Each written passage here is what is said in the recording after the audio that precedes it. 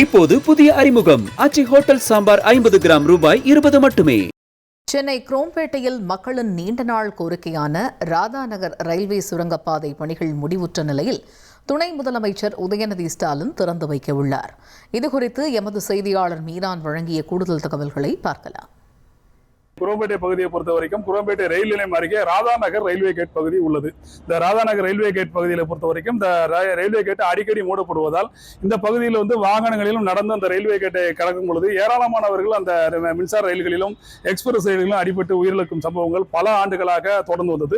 இந்த நிலையில் கிழக்கு பகுதி, அதாவது குறிப்பாக ராதாநகர், நெமிலிச்சேரி, அதுபோல பாரதிபுரம் உட்பட பல்வேறு நகர்கள் இந்த கிழக்கு குரோம்பேட்டை பகுதியில் இருக்கின்றன. இந்த கிழக்கு குரோம்பேட்டை பகுதியில் இருப்பவர்கள் ஜிஎஸ்டி சாலைக்கு வருவதற்கோ இந்த பஸ் வருவதற்கும் இந்த ரயில்வே கேட்டை கடந்து வர வேண்டிய சூழ்நிலை இருந்தது. இந்த நிலையில் தங்களுக்கு இந்த பகுதியில் ஒரு சுரங்கப்பாலம் அமைத்து தர வேண்டும் என்று நீண்ட காலமாக இப்பகுதி மக்கள் கோரிக்கை விடுத்திருந்தார்கள். 2006ஆம் ஆண்டு இதற்காக இந்த திமுக ஆட்சியின் போது 2006ஆம் ஆண்டு இந்த ராதாநகர் இந்த ரயில்வே கேட் பகுதியில் சுரங்கப்பாதை அமைக்க திட்டம் தீட்டப்பட்டது. 2009ஆம் ஆண்டு 14,75,00,000 செலவில் மதிப்பீடு செய்யப்பட்டு இந்த பகுதியில் பணிகள் செய்ய பூஜை போடப்பட்டு அந்த பணிகள் தொடங்கி இருந்தது. இந்த நிலையில் ரயில்வே அந்த ரயில்வே தண்டவாளத்தின் கீழ்ப்பகுதியில் அவர்களுடைய பணிகளை அவர்கள் நிறைவு செய்து விட்டார்கள். அதன் பிறகு இந்த ரயில்வே சுரங்கப்பாதை பணிகள் நீண்ட காலமாக நடைபெறாமல் இருந்தது. இந்த பகுதியை பொறுத்த வரைக்கும் இந்த ரயில்வே சுரங்கப்பாதை அமைப்பதற்காக கிழக்கு குரோம்பேட்டை ராதாநகர் மெயின் ரோடு பகுதியில் இருக்கின்ற 46க்கும் மேற்பட்ட கட்டிடங்களை இடிக்க வேண்டிய நிலை இருந்ததால் அந்த நில உரிமையாளர்கள் தங்களுக்கு வழங்கப்பட்டிருக்கின்ற இழப்பீட்டு தொகை போதாது என்ற அடிப்படையில் அவர்கள் கோர்ட்டில் வழக்கு தொடர்ந்தார்கள். இந்த வழக்கு காரணமாக நீண்ட காலமாக இந்த பணிகள் நடைபெறாமல் இழுத்தடிக்கப்பட்டு வந்தது. அதன் பிறகு இந்த பணிகளானது 2014 இறுதியில் இந்த பணிகள் தொடங்கியது. அதன் பிறகும் இந்த கொரோனா காலத்தில் அந்த பணிகள் 2 ஆண்டுகள் நடைபெறவில்லை. அந்த நிலம் கையகப்படுத்துவது, கொரோனா போன்ற பல்வேறு இடர்பாடுகளால் இந்த பணிகள் நீண்ட காலமாக நடைபெறாமல் இருந்தது.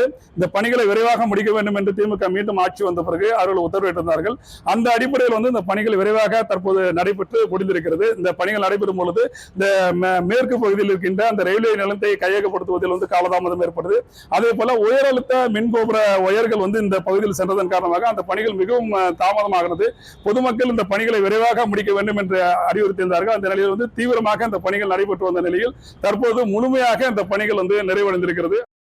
இது ரொம்ப நீண்ட நாள் மக்களுடைய கோரிக்கை. இது ரொம்ப நாளாக நாங்களும் எவ்வளோ மேக்ஸிமம் ட்ரை பண்ணுவோம், பண்ணிட்டு தான் இருக்கோம். அப்போது இது நடுவில் இதெல்லாம் ஆயிடுச்சு கேஸு.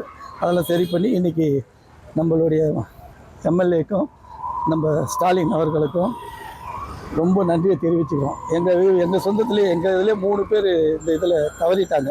என் தம்பி, தங்கச்சி, எங்கள் அப்பா இந்த ஹாஸ்பிட்டலுக்கு போக முடியாது. இப்போ ரொம்ப சந்தோஷமாக இருக்குது. தரத்துல பல லட்சம் மக்கள் இதனால் பயன்பெறுவாங்க. இப்போது புதிய அறிமுகம் ஆச்சி ஹோட்டல் சாம்பார் 50 கிராம் ரூபாய் 20 மட்டுமே.